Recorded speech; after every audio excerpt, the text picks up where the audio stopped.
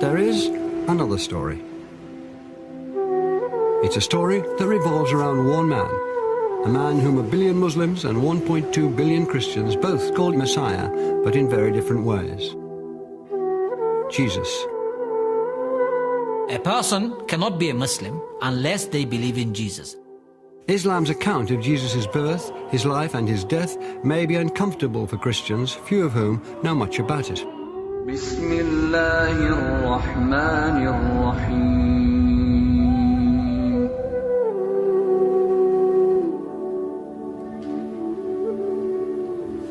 Christianity does not have an exclusive claim on Jesus. He's a key figure within Islam. Well, wake up and smell the coffee. We do believe in Jesus. But Jesus is our prophet. He, just like you believe in his virgin birth, miraculous nature, we believe in all of those. We say Christian communities later on have changed the narrative. This film presents the Muslim narrative, the story of Jesus as told in the Quran and other Islamic texts.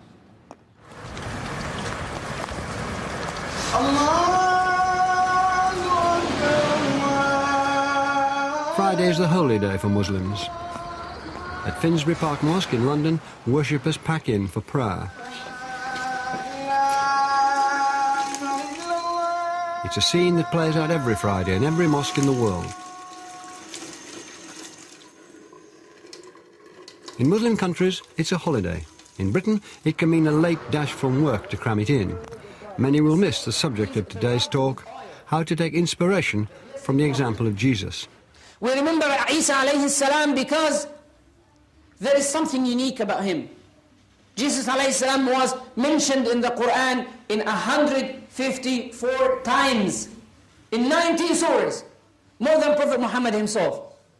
If you are introducing Islam to someone or someone is embracing Islam, you just tell him with the testimonial of faith, he has to say, I bear witness that there is no God but Allah, and I bear witness that Muhammad is the messenger of Allah, and I bear witness that Jesus is the messenger of God and his servant just like Muhammad.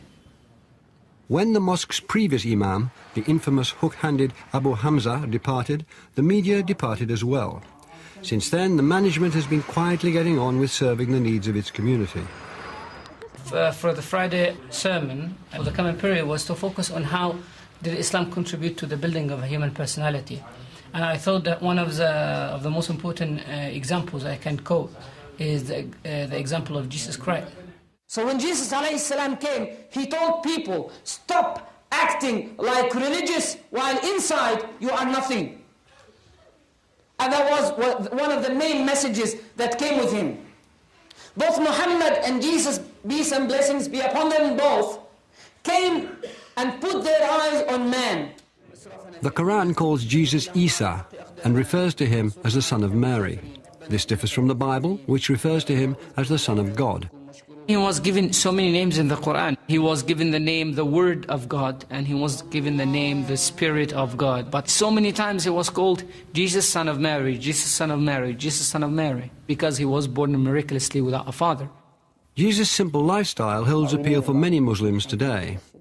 We have a tradition that Jesus had nothing of possessions, that he was somebody that really was teaching, giving up the world.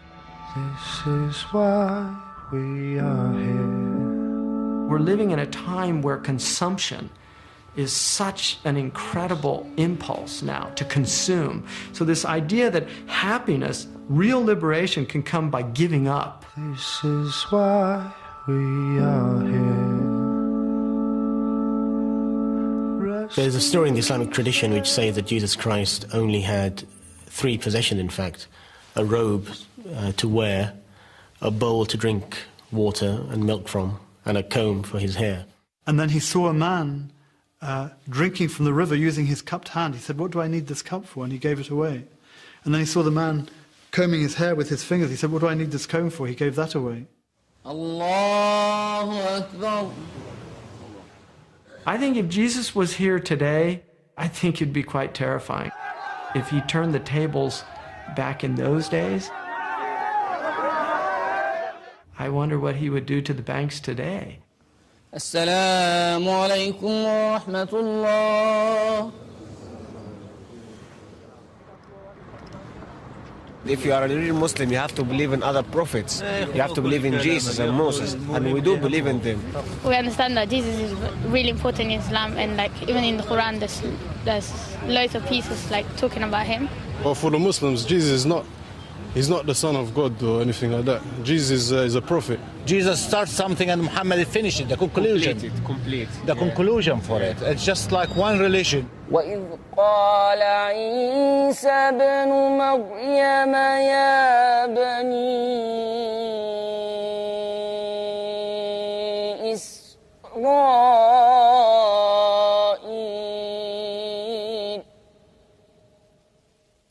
Muslims learn about Jesus from the Quran, their holy book, and also from the Hadith, the collected sayings of the Prophet Muhammad. It's called the Quran, which means the recital. And so it comes out of an oral culture. And because of that, it has orality, is still part of it. And one of the interesting things about oral people is that oral people, stories are very important to them. And the Quran says, we are telling you the best stories. Many stories famous in the Bible can also be found in the Quran. There are accounts of Jesus' miracles. There's even a chapter called Mary. One of the things that you'll notice in the Quran is that many of the same characters that we find in the Bible are there.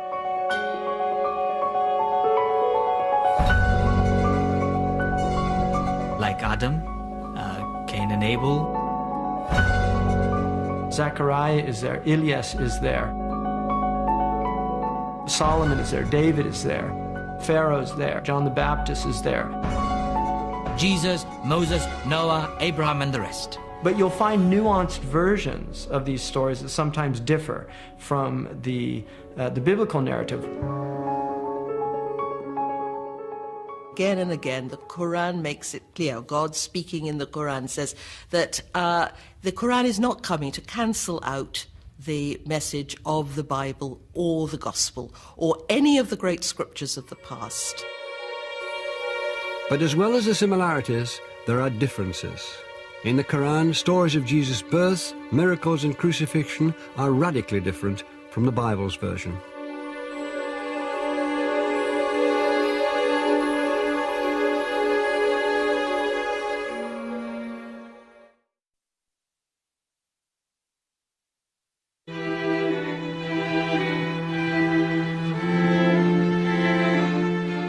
For most Christians, it may come as a surprise to learn that the lives of Jesus and his mother are narrated in the Quran.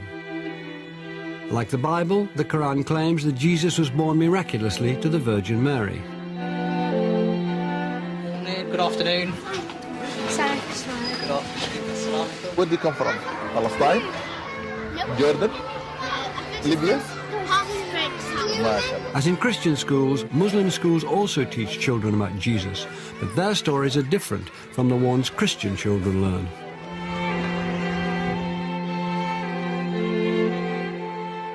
Because many people don't understand. They think that a prophet is coming to tell people just to go to the mosque, the synagogue, the temple, and just to worship, and to act different, and to be awkward, and to be difficult, and to see everything wrong. No, no, no, no. It is there for them to live life. And there is no example that is better for man than an example of a prophet. And for us as Muslims, the example of Jesus Christ mentioned in the Quran. As Muslims who are living in a Christian country, ruled by a Christian queen, or a Christian monarch, it is important for the Muslims to realize that the heritage that this country has is a very good heritage, because Christianity, it is essence, the religion of God. And we as Muslims, we must believe in Christianity. How do we call Isa in English? What do we call him? Aman? Jesus, peace be upon him, very good. But being in an Islamic school, I think it's just the general stereotypical attitude that some people have, Muslims and non-Muslims.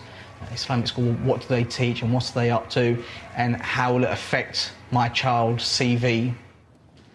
Allah spoke to Jesus, peace be upon him, and gave him some new rules.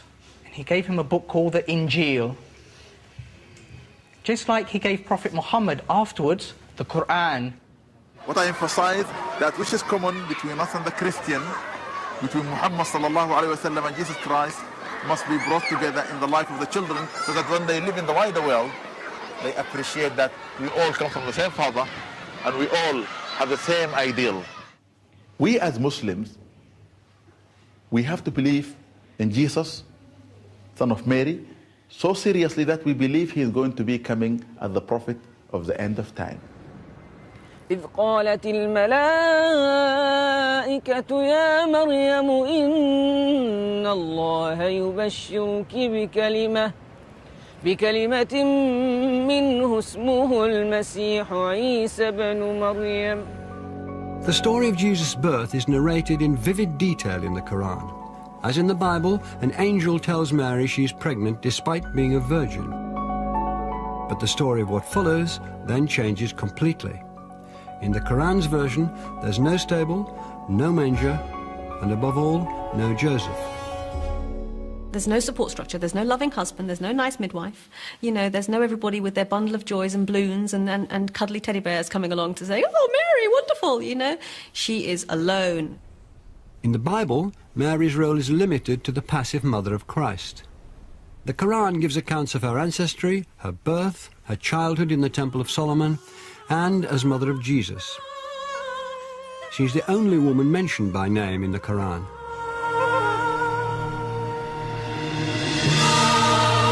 Saint Mary is an Iranian film based on the Quran's version of her life. The film Saint Mary was something that came about because of an inspiration that I always had about Virgin Mary. The story of Virgin Mary mentioned in the Quran. It had a great impact in many Muslim countries. Even Muslims didn't know that how the Quran describes Mary, speaks about her, and how great a lady she is. پروردگارا منم مریم خدمتگزار تو. So Mary is treated in the Quran right from her birth, and the way she was born, and the way she was dedicated to God, and the way she was raised, and then the way she was being contacted by the angels, preparing her, giving her the news that something important is going to happen. خداوند تو را برگزید و پاک گردانید و از میان همه زنان تو را برای امر بزرگ خویش اختیار نمود. She is seen as the ultimate model of perfect balance. As Muslim women, we believe that Mary, the mother of Jesus, or as we say in Islam, Isa, is a very powerful role model for us. She's also seen as a symbol of purity, a figure young Muslim women can look up to.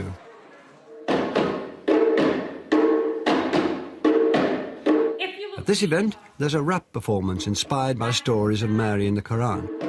You will see the pearl open up wide, and inside will shine her inner beauty. When someone told me there's a chapter Mary in the Quran, I was like totally gobsmacked. I was thinking, hold on, I went to school with a lot of Muslims, and then none of them told me this. So I said, what? There's a chapter Mary? I said, what? There's the same Mary that's the mother of Jesus? I said, yeah.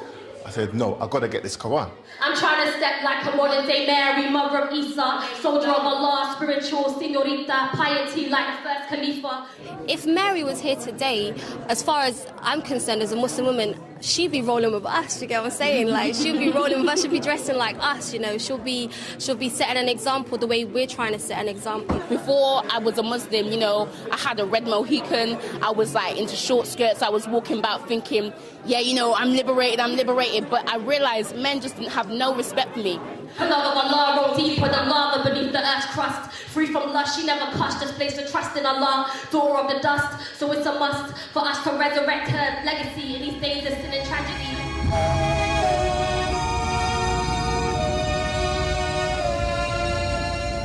As in the Bible, an angel tells Mary she's pregnant despite being a virgin.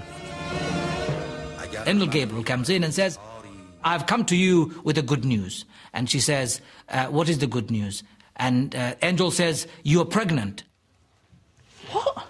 I'm not even married yet. For us, for a child to be born, there must be a father, there must be a mother, there must be, a marriage. And that where a child is born. And the angel says, well, God does what he wants. He just says, be, and it is. And the angel blew on to Mary, and she conceived. مریم من جبرئیل فرستاده پروردگار تو ام تا پسری پاکیزه به تو عطا کنم. After she conceives, the Quran's version differs from that in the Bible. There is no Joseph in the story, in the Quranic story. She's alone, completely alone, with this burden, literally a physical burden.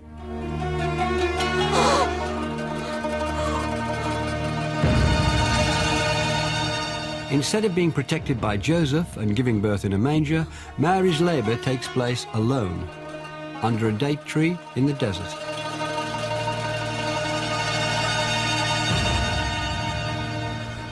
The discomfort of being heavily pregnant in the desert, alone, knowing that you're carrying this sort of scandalous, burden, if you like. And she's in the throes of labour. And there, in the pain, you see her humanity and you relate to her, and she's like, would that I be a thing undone? Would that I be dead before this?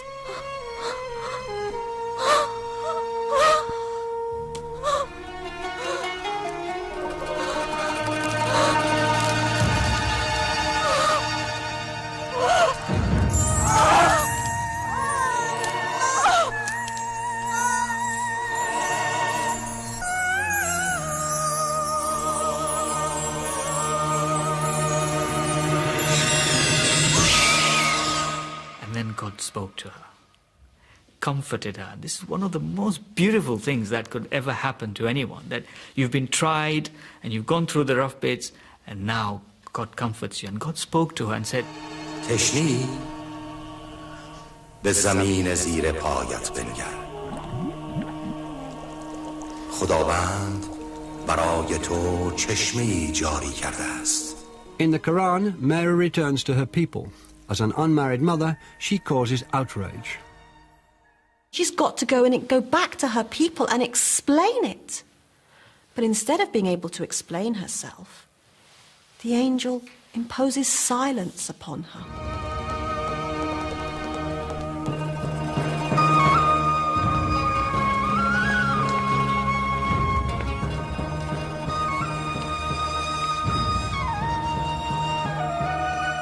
And the people are scandalized by what's happened.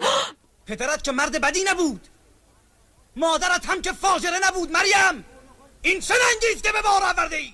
Mary points to Jesus.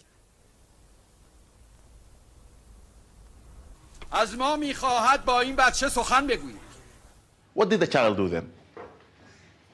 Yes, Islam. He talked. Could you believe a baby talking? But that baby, a newly born baby, raised his head up to the crowd and says, من عیسی مسیح بنده خدا هستم.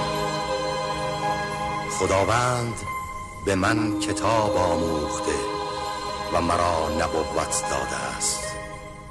In the Quran, this is the first miracle of Jesus. The Bible's first miracle is Jesus turning water into wine at the age of 30. Jesus is born without a father, and he's born speaking. So basically it's saying, I can do whatever I want.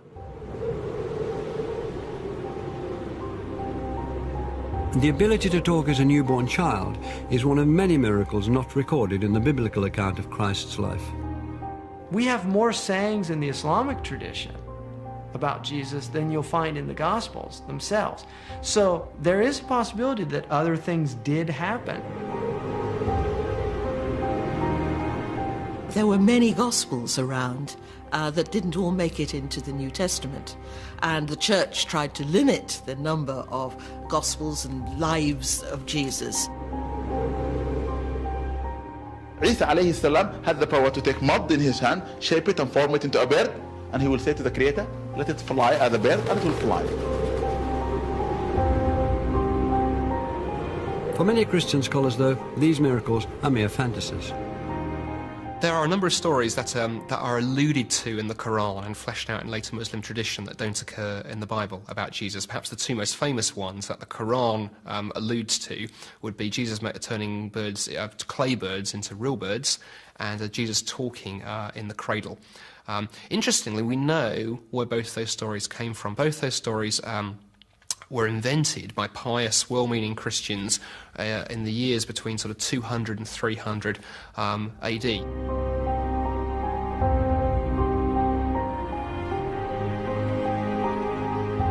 I mean, it's very difficult to verify those things. The New Testament tends to record eyewitness accounts of things that Jesus actually did that were witnessed by many people and recorded and then sent out at a time when people could refute them. And they have a different kind of quality. So it seems quite a random miracle for a baby to be speaking and for birds to be made out of clay. Prophet Noah, peace be upon him, one of his sons was called Sam, died many, many years before.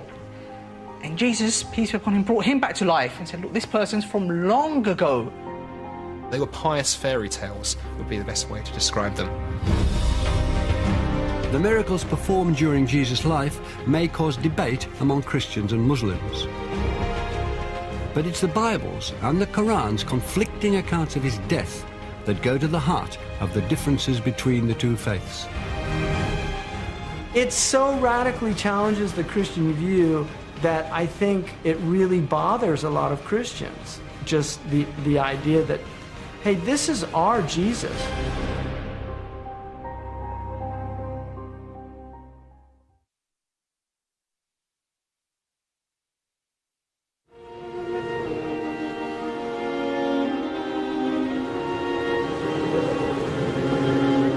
The Islamic version of the events of Jesus' life contradicts many core beliefs of the Christian faith. In the Christian narrative, the most central and fundamental point of Christianity is the death and resurrection of Jesus Christ. Well, Islam basically denies that. وقولهم إنا قتلنا المسيح عيسى ابن مريم رسول الله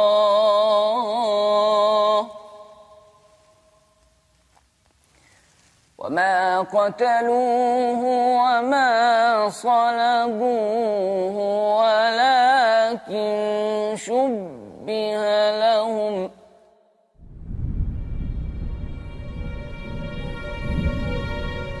In the Bible, Jesus is betrayed by Judas and crucified by the Romans.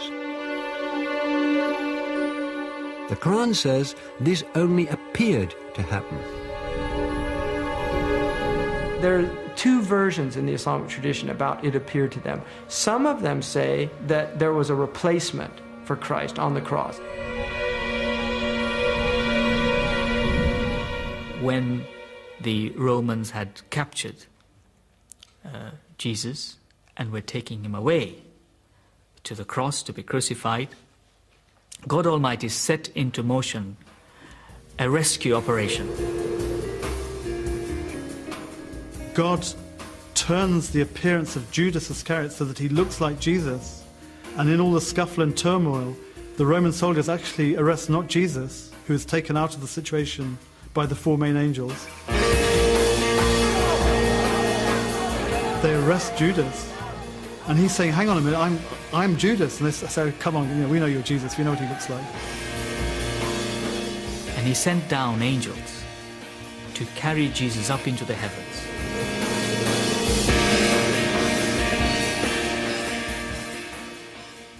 The other opinion is appearance and reality. You thought something happened, it didn't happen in reality, and it really leaves it at that.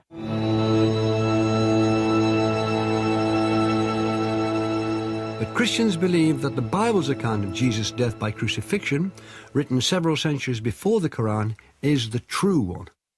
One or two secular scholars have said that the crucifixion of Jesus is one of the most historically verifiable events of the first century. We have such good evidence for it. So there's absolutely no way the first Christians would want to invent that story. Crucifixion was about the most embarrassingly and the most socially disreputable way you could die in the first century. So to claim that for your Lord and your Master is never going to happen. Christians believe this was the moment where God perfectly revealed his love for humanity by letting Jesus die on a cross for the sins of the world. So it's a real fundamental, central, crucial point of the Christian faith. And as you look on into the history of the church, it's become, again, central in our understanding, in our architecture, in our jewellery, in our songs. It has an absolutely central place that Jesus really did die on the cross and then rise again 3 days later. To find the story of Christ's crucifixion and resurrection being changed is too much for some Christians. Jay Smith is an evangelical Christian who spent 25 years studying Islam. He's dedicated to disproving the Quran's version of Jesus' last day on earth. If Jesus were to come down to Speaker's Corner, I would imagine he'd get up on the ladder like I'm going to get up on the ladder. What he would say to Muslims specifically is they would probably confront them with what they've done to him. What their scriptures have done to him, not them personally, what their scriptures have done to him by taking away his divinity, by also suggesting that the greatest act of history, the most sacrificial act that anybody has done, to die for mankind, God himself to die for that which he has created, has completely been eradicated, has completely been thrown out of their scriptures. And we're going to be debating the crucifixion of Jesus Christ. Did it happen or did it not happen? Okay, A veteran debater, Jay has taken on academics at all levels, yet his heart remains at Hyde Park Speaker's Corner. Let each speaker say his point. He can be found here most Sundays, challenging Muslims on their beliefs about Jesus. I will take care of the Christians, you take care of the Muslims. All right, no problem. My view is that a crucifixion happened, but it wasn't Jesus that was crucified, and there's many historical sources that actually show that many Christians believe that Jesus was not crucified. You ready? Yeah. Okay, let's go. The issue today is whether or not Jesus Christ died on the cross. You don't know if you're going to go off on a tangent and make no sense. You don't know if you're going to get a lot of catcalls. You have no idea how it's going to go on that particular day. You can't control it. Jesus himself speaks about his own death. He mentions it 5 times. Twice in Matthew, 1 in the book of Mark, and twice in the book of John. I believe in a loving and forgiving God, not of a God who's so bloodthirsty that the only way he can forgive sin is not through his mercy. No, he needs blood sacrifice to forgive sin. The God of the Bible asks you to take nobody's life. The God of the Bible comes and gives his life for you. The God of the Bible did that 2,000 years ago. The God of the Bible, Jesus Christ, who came as a man, he was on the cross. He died for every one of you. It was his voluntary act. And even Paul himself, who's having arguments with other Christians who are denying that Jesus died. You've been to heaven? I have seen Jesus. And you've seen Jesus? Thank you very much. Bye-bye. You don't believe the Old Testament. The Messiah speaks about his own death. Because if Jesus had not been on the cross, then I'm damned today. We might as well tell and go home. The essence of Islam is submission to the absolute, to the divine. And that's where salvation lies, in submission to the divine, or at least a recognition of the divine. In Christianity, salvation lies through the acceptance of the blood of the Lamb. That is a completely different narrative than the Quran is giving. Who's right? Well, the Quran says, you make your choice here, and I'm going to let you know in the next world. ذلك عيسى ابن مريم قول الحق الذي فيه يمترون ما كان لله أن يتخذ من ولد سبحانه إذا قضى أمرا فإنما يقول له كن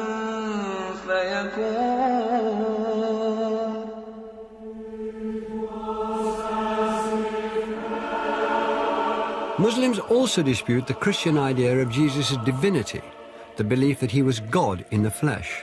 In fact, the Quran warns Christians against this.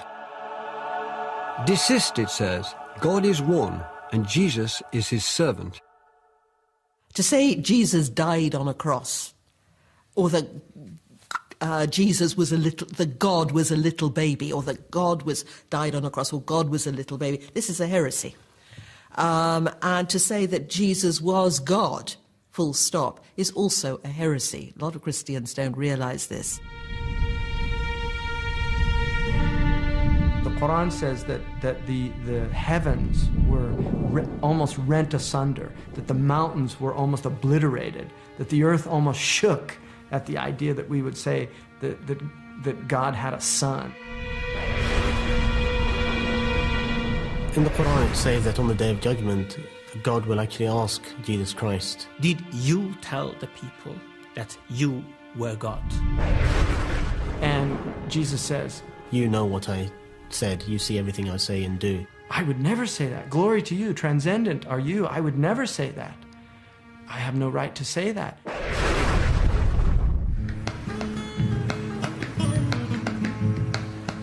Zachariah King is a poet who runs an Islamic bookstall on Edgware Road. Priest in confession weep out through each town, almond sweet ground. This land will never suffer love again until my beautiful motley Maria is refound. His understanding of Jesus in the Quran influenced him to reject the Jesus of Christianity. Why aren't you Muslim? Why aren't I? I'm a Jew. You're a Jew? Oh, I was previously Christian. Ya Allah. Once I started to learn about Islam and realising that Jesus prayed, Jesus ate, Jesus went to the toilet, Jesus was born, Jesus had companions, all of these things, that he went through pain, that he went through anguish, that he beseeched his Lord. These things are not befitting for me of God, and therefore the Son of God. For Christians to believe that Jesus was God in human form is absolutely fundamental, because it means that God understands us. God isn't some distant deity living in the glory of heaven. He can understand what it's like to be in pain, to be betrayed, to be hurt, to be bruised, to be bullied. God understands our situation. If Jesus was God, then who was supporting the world while he was supposed to be dead? Or if he was God, then who was he praying to? Free books! What doesn't work is that God has family. I can't believe that Mary can give birth to God.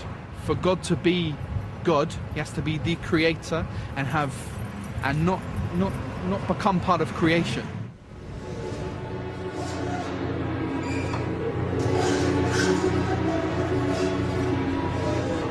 Both Muslims and Christians believe that Jesus will return to earth to restore justice to the world. They also believe that before he returns, an evil person or system called the Antichrist will have gained influence over the planet. Story of the Antichrist, I think, should be made a film. The Islamic version of the Antichrist, not the other one. He's called the Antichrist, or the false Christ, because he stands for everything which goes against Jesus Christ's message. So instead of love and mercy, the Antichrist stands for hatred and war.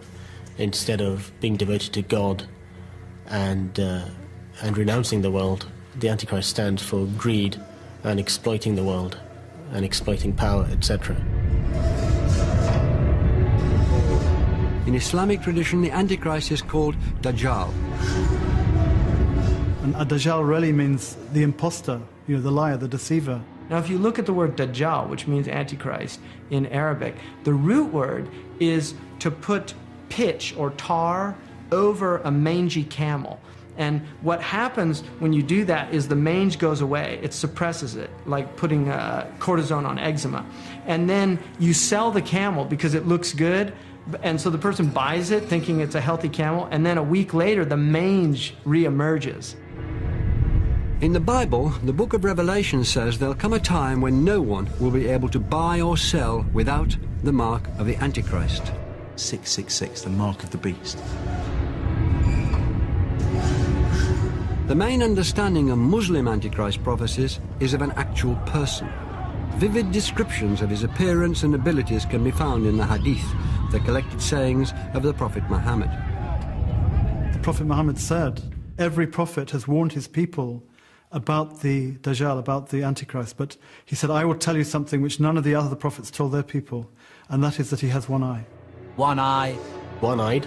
One eye. One eye which will be damaged.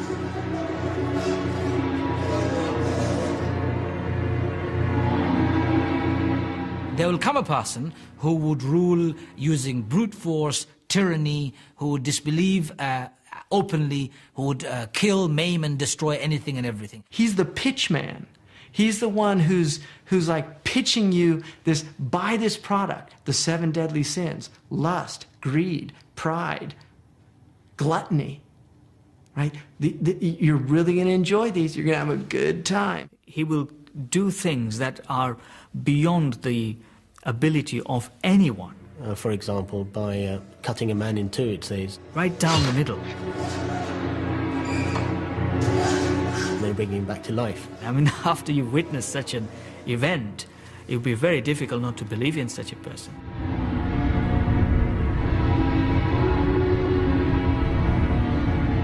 Christ says, go and sin no more. You're forgiven. The Antichrist says, there's no sins to forgive. Go do whatever you want.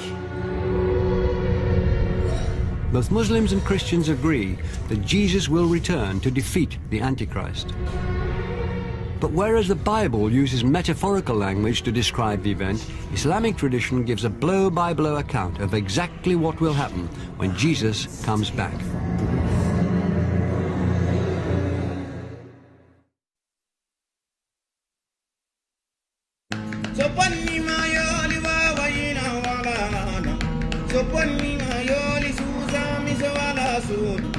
Abdul Rahim Green is in charge of schools' tours at Regent's Park Mosque.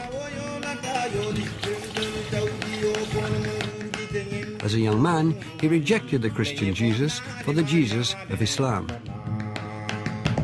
I've always, had this, and still do have this great love and affection for Jesus. There's nothing that affects me quite as much as when I hear the Quran being recited. He's also a popular speaker at Islamic events and has been booked to tell the Muslim version of the second coming of Jesus. This is the time when Jesus, the son of Mary, Isa ibn Maryam, he will descend. Now, Isa... Carmen Schultz and Valerie Streit are two Christians who've come to find out more about the second coming of Jesus in Islam. In my faith as a Christian, obviously Jesus comes back, and I would like to see what are the similarities, what are the differences in the understanding. Well, I heard there was a secret chord that David played and it pleased the Lord. In contrast to the Bible, in Islamic tradition, the second coming of Jesus is narrated in vivid detail. Well, it goes like this: the fourth, the fifth, the minor fall and the major lift, the baffled king composing hallelujah. The basic scenario that's given is the world becomes filled with an immense amount of oppression and injustice, and Christ returns in an eastern part of Damascus. His hands will be resting on the shoulders of two angels.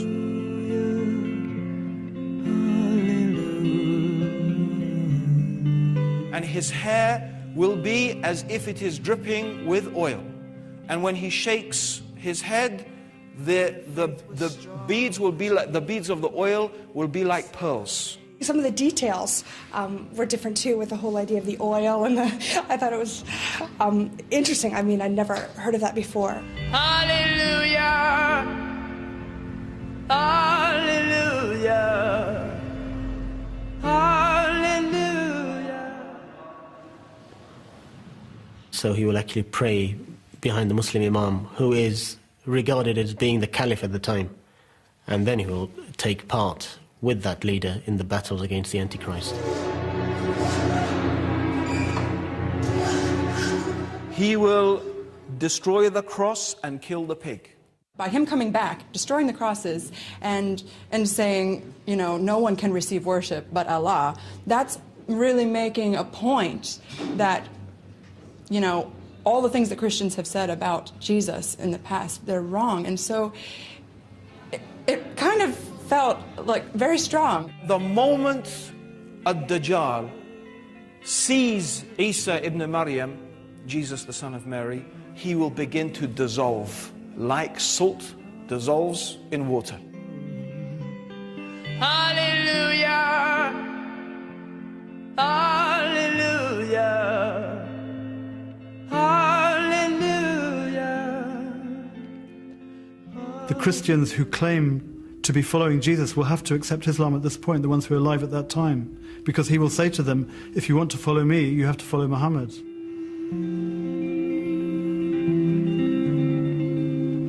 As a Christian, I don't believe that Jesus is going to declare himself to be a Muslim. And I mean, that's going to be a bone of contention, I think, between Muslims and Christians. Even as we speak in Medina, in Saudi Arabia, next to the grave, the resting place of Muhammad, peace be on him, right next to that is an empty space reserved for Jesus.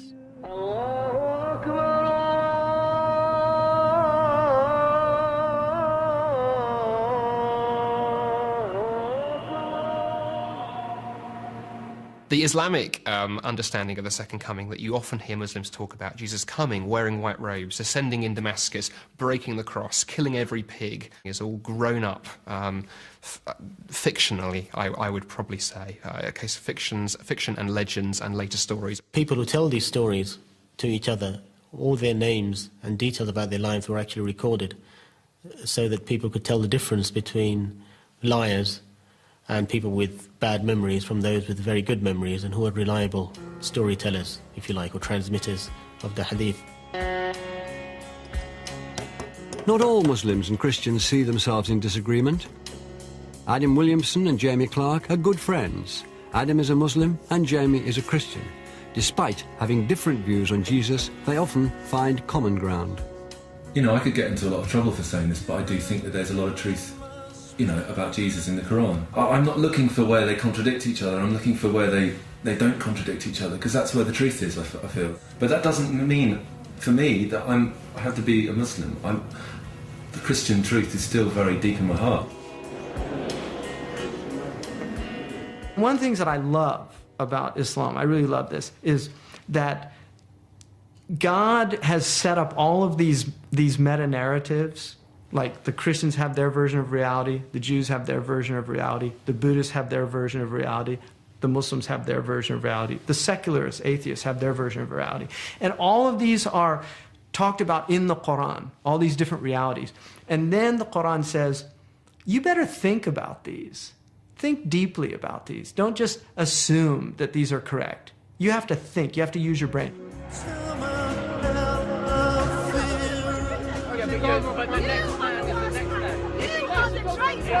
There's a quote in the Quran which a lot of Christians have difficulty with, which is "Be not a friend to Christian or Jew," and that's, you know, that's so easy to kind of take completely the wrong way. But maybe if you look at it a little bit deeper, I mean, it reflects something about, maybe it's just saying accept your differences, you know, accept your differences and be.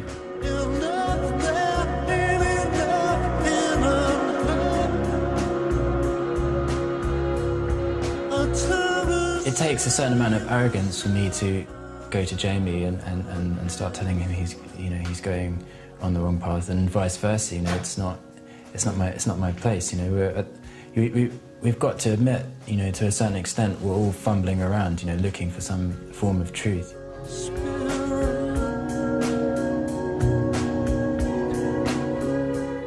I invite you to accept Islam because the difference between me and you, I do the prayer that the Prophet Muhammad did, sallallahu alaihi wasallam. I recite the same as he recited. I have the same movements, I have the same prayers. But the Christians do not have the prayer that Jesus had. I think it's profoundly important that Muslims follow the Christian version of Jesus. Firstly, because Jesus claimed about himself that it was how you responded to him that determined how God would judge you and where your future lay. And my concern for Muslims is they're following a Jesus who is a non-historical Jesus. They need to get back to the original, to his message and what he said about himself.